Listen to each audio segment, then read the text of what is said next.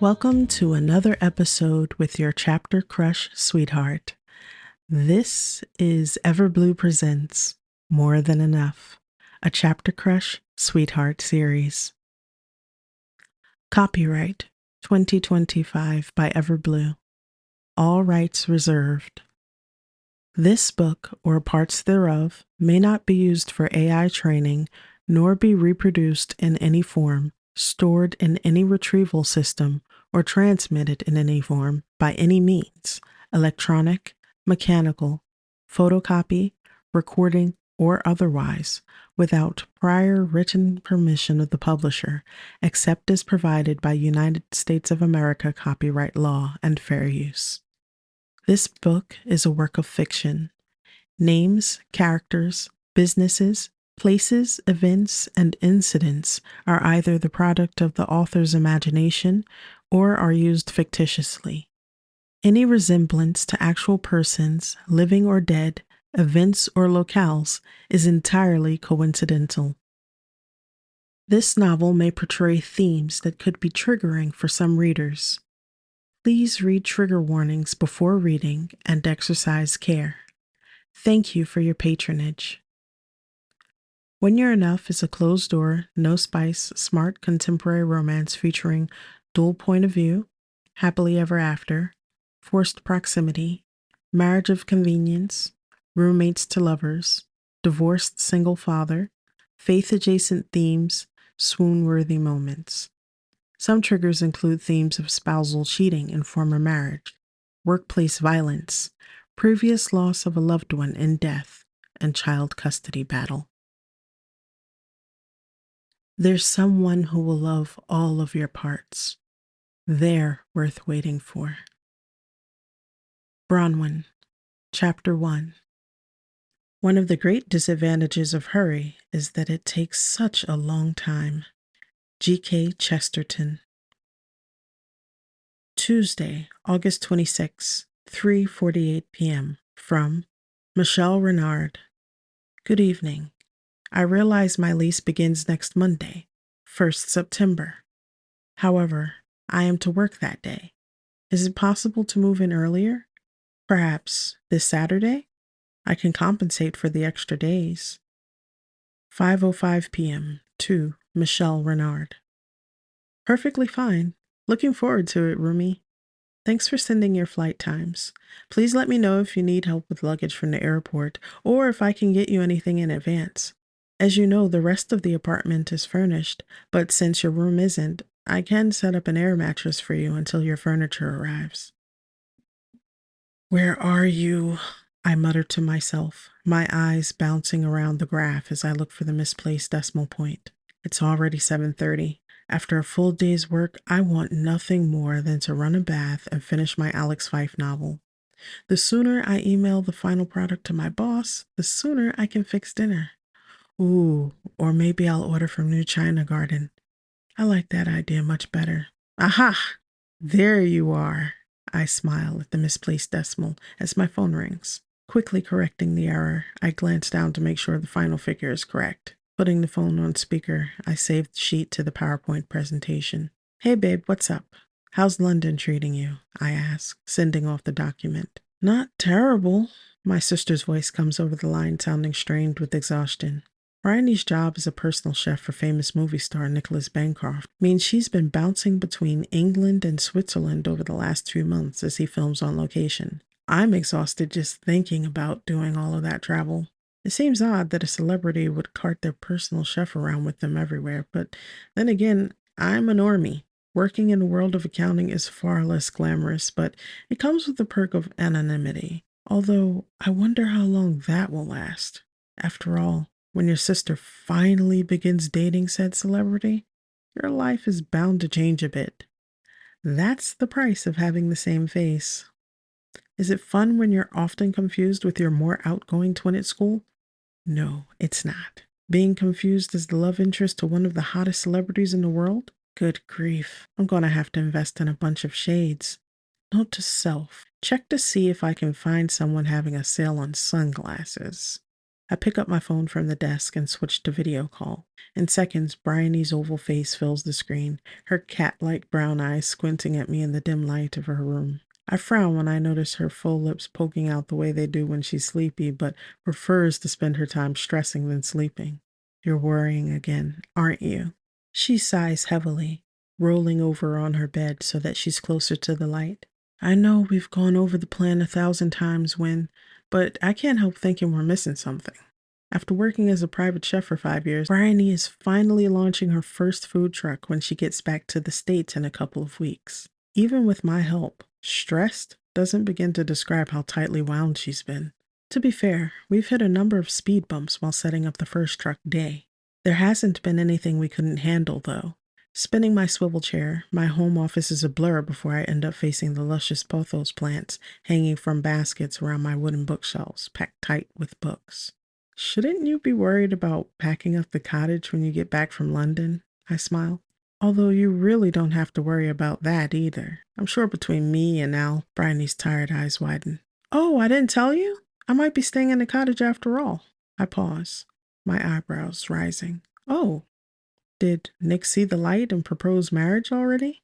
Her little cottage sits at the back of Nick's upstate property. It won't bother me, but Joe Sullivan, our dad, will likely have a lot more thoughts about it than I will. No, she says softly, but we've only been dating for 2 weeks. I shrug, reaching for my spray bottle. As far as I'm concerned, you've known each other 8 years already. That's more than enough slack. As I stand up to spray my plants, Bryony snorts. You forget he only spoke in grunts for nearly 3 years. Not everything is a romance novel, Win. Anyway, what happened with the mechanic this morning? Same old, same old. I roll my eyes. George wouldn't even speak to me until Dad got there and put me on speakerphone. Thankfully, there won't be a need for a new set of tires after all. This build-out has already cost you a small fortune, but they should be ready for pickup by the time you get here. She sighs in relief. Well, that's a mercy anyhow. I giggle. Your British accent is pretty legit now. I blame the Brit. Although, if I'm being honest, Nick hasn't been spending much time at home. Too busy with post-production and meetings with execs. He's eating out so much he probably doesn't even need me here. She frowns, absent-mindedly twisting her fingers in her necklace. You're right, I say gently. He probably doesn't need you to cook, but he wants you there. That's even better, isn't it? She smiles gratefully. You're right. I'm overthinking it. Of course I'm right, I smirk, dropping onto the sofa. Besides, I'm sure with all that space in his 3-bedroom penthouse, if he didn't care if you were there, he could go for weeks without seeing you. Okay, already. Point taken. We talk another few minutes, finalizing plans for her return before she yawns again. Maybe it's time for you to go to sleep, Bri, I suggest, squinting at the clock above the piano. It's 7:56 p.m., so it's nearly 2 a.m. by you. As if hearing the lateness of the hour triggers it, Bryony yawns again. True. But before I go, are you ready for your new roommate? They'll be there next week, right? I frown at my phone, remembering the message I received earlier today. Actually, she asked if she can move in on Saturday since she works on Monday. So I've got 3 days to get this apartment in order. Bryony laughs, as if you know how to make a mess. If it weren't for your closet growing up, okay, and maybe your bedroom now, I would think you have an illness. You can't not clean. I bet your robot vacuum sends you error messages because it's tired of not having real work to do. It has plenty of work to do, I say, peering at the polished wood floors that are original to the pre-war building. The area rugs help protect them, but they collect dust easily. The 12-foot filigree ceilings and crown moldings give the cream walls an airy feel, while 2 sets of windows provide ample light. If it weren't for the leafy green hanging plants in my banana painting, the room would probably feel sterile. I frown at the books stacked on top of more books in the bookshelves lining the walls.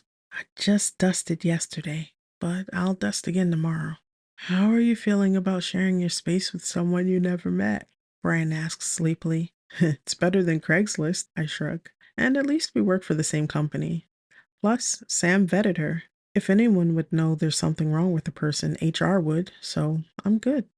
When my roommate of 4 years unexpectedly moved to Arizona, I only had a month to find a new roommate before my HOA fees were due. And despite being a finance director at an international corporation with 3 years left to pay off my student loans, not to mention the loan I took from my parents to pay the property taxes on the apartment I inherited, I needed a roommate. Otherwise, I wouldn't be able to pay the $3,400 monthly HOA fee without giving up food. And well, I like food too much for that. Between my enormous workload and helping Bryony with the ubiquitous issues and setting up day, it was hard finding a moment to think, no less find and interview roommates. So I was beyond grateful when Sam, my coworker bestie, who also happens to be the vice president of human resources, burst into my office a week ago declaring she had the perfect solution to my problem. I was all ears. Okay, maybe not all ears, because I was on the phone with an overseas contact in China, trying to troubleshoot an urgent software issue on their end. Still, I was all eyes as Sam pulled a pen out of her notebook, picked up my yellow sticky pad, and scribbled a note. "Are you still there?" my counterpart asked when I failed to respond to his question. "Yes, I'm sorry. I'm here, Director Chow," I replied in Mandarin as I struggled to focus on what Sam had written down and slid towards me. "Did you save before you cleared the last tab?" "Oh no," he groaned. As he started over, I focused on Sam's note. "Found a roommate. Lawyer from our Geneva office. A Swiss woman? Do I still need to check the result box?" Director Zhao's voice comes over the line. "Yes," I respond, clicking my pen open to write on the sticky and sliding it back to Sam. "Arriving when? It says I need to clear the backlog. How do I do that again?" "I think end of August or beginning of September." "It's okay, Director Zhao. First, you have to—" I frowned at Sam's note and passed her my response. "Can you do a background check?" "Why is there a limit?" Director Zhao's voice breaks in. "Because the new term—" "Already on it." I took the sticky pad and added, "If all good, latest lease start September 1st, okay? Now scroll down and click save," I say to Director Zhao, as Sam's dark inverted bob swished about her face when she nodded. "They're only here for a year. Good?" I nodded in response as Director Zhao told me what was on his screen. "A year is perfect. Oh, name? Oh, you have to check the decimal box and change it from dollars to yuan," I add, barely noting Sam's frown as she purses her lips. "Michelle Renard. Have a meeting. We'll do check and send lease if all good, okay?" "It worked. Now we just need to solve the attrition rate," Director Zhao continued, as I wrote, "Thanks bunches." When Sam smiled, rubbing her fingers together for payment, I silently chuckled, pulled out a pack of licorice and tossed it to her before blowing her a kiss in thanks. By the end of that week, the lease was signed, and I was grateful for one less thing to worry about. "That may be so," Bryony's voice breaks into my thoughts. "But now move-in day is here. I hope you aren't going to be stress cleaning for the next few days." "I'm fine," I smile. "Just hoping Michelle's personality is compatible with mine. That's all." Okay, I cleaned her bathroom, vacuumed, made up the bed, I whispered to myself as I ticked down my checklist in my spiral notebook. Roommate's handbook is in place, I add, glancing at the cute floral cover of the handmade guide I'd left on the bed. Everything's pretty much ready for Michelle's arrival tonight. After spending 3 days putting out work fires, food truck fires, and cleaning, I fully expected to collapse in my bed last night. Yet when I got home, my doorman, Frank, said some packages came for me. After he helped me get them upstairs and into the apartment, I realized it was Michelle's furniture. While I wasn't about to put together a whole bedroom set, I decided I could at least get her bed set up. After traveling all day, she'll no doubt be exhausted. So after making a turkey sandwich, I set my tablet up on a stack of boxes, put on my favorite Chinese drama, since it has a million episodes, and got to work. After a few hours, I was able to unbox the mattress, and while it did its thing, expanding on the beautiful wrought iron bed frame, I washed my hair. I knew after styling and drying I wouldn't be up for anything else, so I had barely wrapped the long, dark mass of curls in a towel before I decided to get out the sheets and blankets I'd bought as a gift and made up her bed. My air mattress is queen-sized, so it's a good thing she bought a queen-sized bed. Michelle messaged me nearly an hour ago after getting in the taxi at JFK Airport, so now my nerves are starting to get the best of me. I'm not great with meeting new people, but I'll be fine. All that's left to do is— "Burnt cookies!" I exclaim, running out of her room, through the foyer and living room, and into the kitchen. Grabbing a dish towel, I pull the lid off my gold cast iron pot and peek inside. Exhaling in relief, I stir the Swiss chard, sausage, and bean stew. It looks good, and after tasting it, I can confirm it's not bad. I eye the foil-wrapped package sitting on the counter and hang my head. I wish the same could be said for the potato and cheese roastie I attempted. Well, it's the thought that counts, right? It's nothing ketchup can't fix. Besides, when she tastes Mom's biscuit recipe, I'm sure she'll forgive. Ping! I pull my phone out of my pocket to see a message from Michelle. She's downstairs. Ah! I shriek. I pull in a deep breath to calm myself as I run to my bedroom. Heading straight to one of my walk-in closets, I grab my favorite yellow sweatshirt because comfort. Pulling that on over my black joggers, I run into the bathroom and swish some mouthwash. Yeah, it's not like I have to impress my roommate, but who wants to meet someone with onion breath? As I spit the mouthwash in the sink, the doorbell rings. How? Our elevator is infamously slow. A 5-minute wait is not abnormal for the 8th floor. I come out of my room, pulling the door closed behind me, and cross the foyer to stop by the front door. Taking a deep breath, I turn the handle, and she isn't there. I stick my head out of the door and freeze when I see the back of a man standing at the end of the wide hallway in front of the second door, the one that enters through the butler's pantry. As I frown, he reaches out and pushes the doorbell a second time. Huh. I look towards the elevator, and sure enough, it's dark. Sir? I call. You might have the wrong apart. The words shrivel up and die on my lips as the man turns around. Why on earth is a supermodel ringing my doorbell? He's tall, well over 6 feet, and judging from the way his charcoal pants and white button-up shirt fits, he has a muscular build. Like, please let him be a new neighbor, because he could very well replace Captain America in my mind any day. His wavy chestnut brown medium-length hair playfully curls at the ends, and when he smiles self-deprecatingly with a shake of his head, I'll admit it, one of my knees buckles. Huh, so that's why God gave me 2 knees. Bronwyn? He asks, his raspy voice wrapped in silk. I nod dumbly. I'm sorry, I forgot there are 2 entrances. He chuckles in a delectable French accent. Passing the staircase, he begins to float in my direction as he continues. I took the stairs, so I didn't realize that was the back door. My brows rise as I try to make sense of what he's saying. Kind of hard to hear over the sound of the daydream I'm having, putting all thoughts of 3 kids and a white picket fence far away from me. I give myself a shake. It's okay, I say breathily, clear my throat, and try again in a normal voice. I'm sorry. Most delivery men leave their packages downstairs with the doorman, and you took the stairs. I'll make sure to leave a great review. I have no idea what I ordered, but I thank the good Lord for this chance encounter. However, when he stops in front of me and I hold out my hands for the package, his thick brows knit in confusion before he shakes his head and leans towards me. Of course, la bise. Then, in a delicious cloud of something sweet, spicy, and leathery, he clasps my hand in his large one and delivers 3 quick air kisses, alternating cheeks. When he straightens, I'm immediately taken by his bright gray-blue eyes. They have a burst of gold around the pupils that— Do you need something else? He asks, an uncomfortable expression crossing his face. I blink slowly at him as my systems come back online. He takes a step backwards, considering me carefully, and that's when I notice he has a large suitcase standing up behind him, and he's holding a leather attaché case in his other hand. I'm sorry. I slap a smile on my face. For some reason I thought you were delivering something. You're— Michelle immediately pops into my mind, but some last piece of sanity keeps me from blurting it out.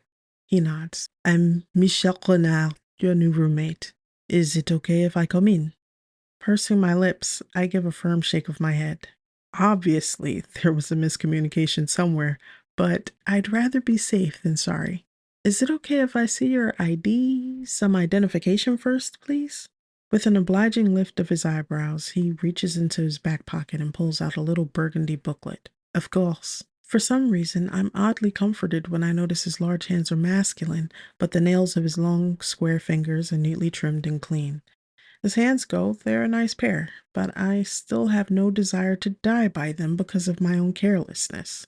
I focus on the booklet, and the first thing I notice is that it's a French passport. Frowning, I open to the information page and see his picture, which by law shouldn't look this good, and beside that, his name. Huh, Michel Jean-Jacques Renard, 1.91 meters tall, whatever that is, and if my math is right, he just turned 34 in June. Did you find what you were looking for? He asks, his voice lightly colored with amusement, or is that annoyance? I slowly look up, my heart pounding as I remember Michel is a man's name in France. I swallow as I return his passport. Somehow, I've just acquired a male roommate, and now I have to figure out how to kick him out.